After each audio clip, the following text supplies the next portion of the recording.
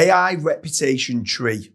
It's a new service created by Searcheroo, founded by Mr. Hudson and James Dooley. So I'm excited to get this one out to the general public. So for anyone who's watching this, can you explain what the AI Reputation Tree is? So essentially, if you think from, since AI has exploded and everyone's used it, it's becoming, I think it's the first time ever that Google's lost market share from a search. So that shows how big it's getting. But I still think obviously second tier searches are increasing, but it's starting with AI.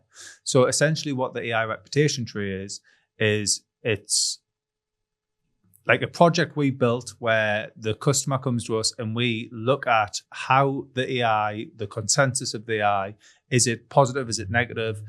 What's the sentiment around the brand? How much visibility do they have in the SERP, depending on queries, things like this. And we've basically created almost a topical map, an off-page topical map of what they should be doing to help increase and improve their visibility in the SERP in a positive sentiment, most important, unless they want a negative one, which we can chat about as well. But usually it's in a positive sentiment, right? Yeah, for sure. Yeah. I mean, for me, it's about trying to get LLMs and AI to talk about you in a positive manner. So that personal branding and corporate branding, it's trying to get AI to speak about you positively when you're not in the room. So they can become a 24/7 sales engine for who you are and what you do and why you're freaking brilliant. To do that, there is a very strict system that needs to be done. So obviously Searcheroo over many years has been building backlinks. Backlinks, in my opinion, is losing and diminishing. Like the page rank and the link juice of what people are talking about is not becoming as important. It's still important. I'm not saying it's not important, but I think the branded mentions and the off-page corroboration, repeating who you are and what you do is key. And I think the model of what we have and how we've integrated certain things from people like Leo Soulas from Keyword Cupid, that's able to go and grab all related topics around the brand. So an example would be, let's say, we'll use FatRank as being a lead generation agency in the UK. So you go, okay, entity is FatRank. It then would go and provide certain searches like, is FatRank worth it?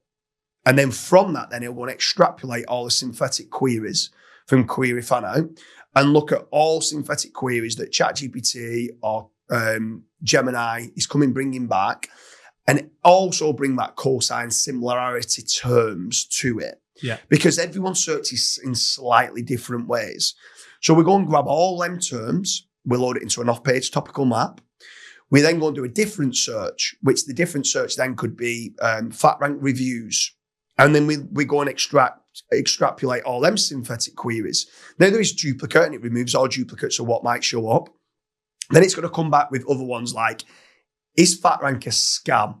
So now it's coming back with negative sentiment terms, extrapolating all the synthetic queries from Query Fano, loading them into a list.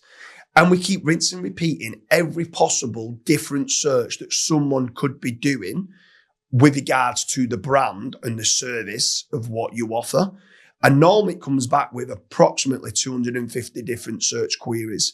And then from that, we start to write articles on third-party corroborative sources, which then can all come back, pointing back. So the AI reputation tree comes from, you've got the roots, finding who the entity is. You've got the trunk, you've got the branches, and then you've got the leaves. Now, this was a mastermind that I got from a guy called Dennis Yu, brilliant with knowledge panels and knowledge graphs.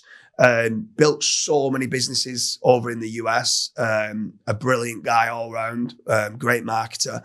And he was calling it an SEO tree. But we've renamed it as being an AI reputation tree for this specific service by Searcheroo, because it's just going after the reputation element of why we are freaking brilliant or why this brand is freaking brilliant. So then even when it then if someone did start to ask the question, is FatRank a scam? There's going to now be articles on third-party sources that say, no, they're not a scam. They're a genuine company. They offer a no-win, no-fee lead generation model. They've helped thousands of businesses within the UK. Here's the last 20 reviews.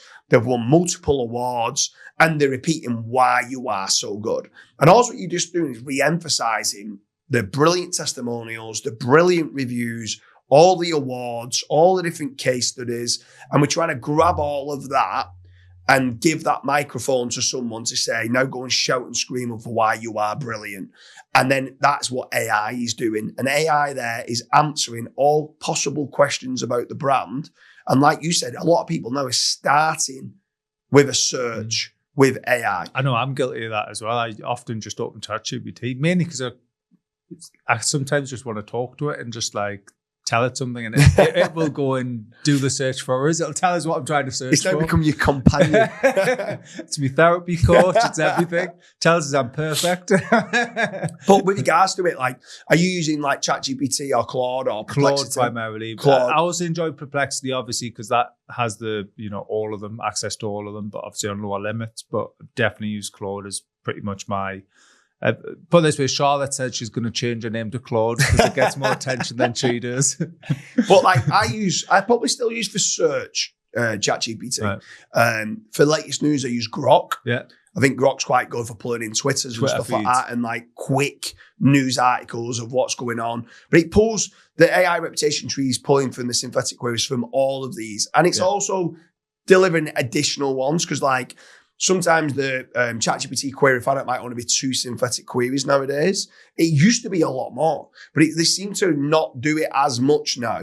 But cosine similarity and different things where Leo's come and helped us to try and go, okay, let's think about every possible search. We're also pulling in from people also ask and related searches and auto suggest. And we're trying to cover every possible angle and control that narrative. And I feel that personal brands and corporate brands, this is the AI resume. This is the CV for who you are. And if you're not taking control of that, like for me, the AI reputation tree needs to be the first thing that anyone who's bothered about branding, personal branding, corporate branding, or online reputation management should be doing. But can you expand on month number 1, someone comes along and they order the AI reputation tree and they get the articles on third-party corroborative sources. And when they start using these LLM visibility tools, they start seeing the increase in branded mentions, and now it's in a positive manner. Month number 2, can you explain how this just infinite amount of articles that they could be doing to build that consensus? Like one article saying you're great is not enough, and building that consensus over time is key from the LLMs changing it from an assumption to being a fact. Yeah, so if you think like it's all about data points, the more data points that you build in, the LLMs are going to hopefully crawl. That's the whole point of our software and tool, is that like it's going to create articles that LLMs should be picking up, and it'll only report the articles that the LLMs are picking up as well. So we'll see that come into play. But obviously looking at every entity has multiple attributes. And then obviously there's even like similar attributes as well. So you can go into similarities, you can go into comparisons, you can go into other entrepreneurs and connect the dots that way. So other entities, you can even connect dots there. It's very much, you could literally go on for probably years, month to month, just creating the same. And also then reinforcing, because obviously you could have more news, you could have new awards, you could have new accreditations, new staff members, all getting connected to this entity and making it more powerful and more strong. Yeah, for sure. I think the key part with this as well is when you're talking about these entities all being connected, this is also strengthening up the knowledge panel. And the knowledge panel forms part of the knowledge vault. Yeah. The knowledge vault is the cheapest information retrieval method for Google, for Gemini, to be able to pull that information from a knowledge vault of known facts of what's coming in that's there. So it's online reputation management, it's knowledge panel, KGM-ID building, improving the clarity and the confidence of exactly who you are, what you do, and why you're freaking brilliant. But you mentioned their entity attributes. So can you explain that a little bit more? So like, obviously I know, let's say Searcheroo is being the entity, and let's say an attribute is that we do digital PR. Yeah. Why is it important, not just for Searcheroo to say that they've won an award, but then you want to try to start getting, let's say, reviews or testimonials or awards about the attributes like digital PR, but then the month after you might want to get the entity of Searcheroo But then let's say they do online reputation management. Well, because you do digital PR and you've won awards for digital PR doesn't mean that you're great at online reputation management. So why it's important then to expand on doing the entity attributes for the different services that an entity, i.e. Searcheroo, could be offering, and getting online reputation management reviews, testimonials, awards, and case studies. It's like hyper important because obviously every business often has multiple services. Now, as an AI model, it's very much just like black and white. So if you've only got articles out there that say you do digital PR or you do backlinks, then it thinks, well, you are the backlinks guy. It doesn't think, oh, backlinks are also involved in online reputation management. So you might want to create something around why backlinks are important in online reputation management, and you should be using Searcheroo, which provides backlinks. So it connects them dots. Once you start to connect them dots, that is the query fan out becoming the topical map around your brand, or the off-page topical map around your brand. And, like Corey is a great guy. Obviously, his topical map, we like to call it. His topical map methodology is fantastic when it comes to on-page.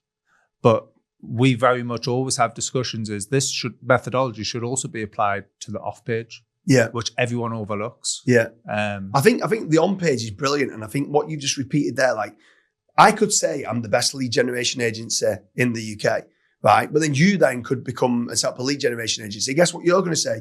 You're the best lead generation agency in the UK. So that first party source saying that you're the best, everyone says they're the best, right? And gives reasons of why they're the best. That third party corroborative source of the claim, frame and prove model, that prove part of the third party saying that you are the best has so much more weight than you just saying it on your own website. So that off-page topical map there becomes vital. I'm not sure. I've often said I'm the worst SEO in the world on my website. I just put that out there. I don't mind saying it, but no, you're 100% right. The AI reputation tree then, right? Someone's watching this and they say, I like the idea of it. Obviously, Searcheroo is evolving. It still provides backlinks. There's quite a lot of clients that still want the high DR, do follow backlinks. Obviously, we've moved now a lot more to AI visibility. We feel the importance of AI visibility and also online reputation management is key for personal brands and corporate brands. Someone watching this now says, Karl, I want this AI reputation tree. What's the best way of them reaching out? At the minute, obviously, it's very much a soft launch approach. So if you go on the website, there'll be a simple little sign-up form. Give us an idea of who you are, what you do, what you're about, what sort of budget you've got to work with. And then we can very much have the team create almost a report of what we think you could be doing in line with the budget you have. So you go on searcheroo.com, essentially, and I'll not say /AI reputation management tree, but you will see a tree on there to click. Designed by me. So head on over to searcheroo.com. Something I would say is check out the link in the description. This is about AI search monitoring tools. Make certain that you are trying to sign up with one of the tools. It could be Profound, it could be PKI, it could be Scrunch AI, it could be Radar Kit or Local Dominator. There's lots of different LLM visibility tools. Make sure you're tracking how good the sentiment, how positive the sentiment is, how negative the sentiment is for your brand. And then when you go and order that AI reputation tree, just look at the difference of what starts to come back. AI starts to become your sales engine that works for you 24/7. Head on over to searcheroo.com, go over to the AI reputation tree, and hopefully you can become a beta tester as part of the soft launch. Thank you very much.